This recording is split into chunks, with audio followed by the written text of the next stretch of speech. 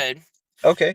What do you have to say to those like me who had lost their way and try to find their way back, but think that God does not want to accept them back because they have lost their touch in faith and their religion?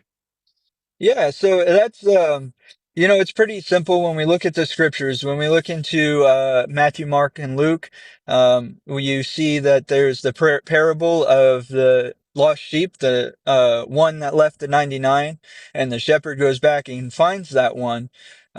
Jesus is referring to himself as the shepherd who goes out and finds his lost sheep and brings them back. And it even says that there's that heaven rejoices when a lost sheep comes back to the flock. So just because and there's also the parable of the prodigal son, right? He was a full son. He said, Dad, I know better than you. Give me my inheritance and I'll show you that I'm better than you.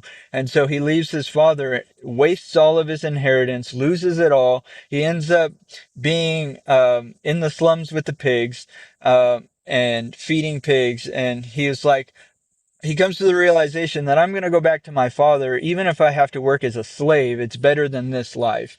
And when he comes back, his father doesn't wait for him. He runs to him and he wraps his arms around him and welcomes him back as a full son, clothing him in the best coat, making feasts. And so that's how God sees us. Even though we might fall away, even though we might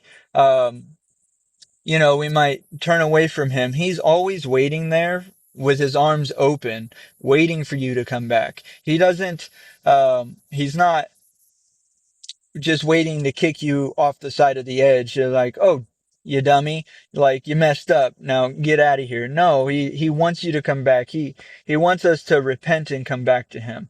No matter how many times we might mess up, he wants us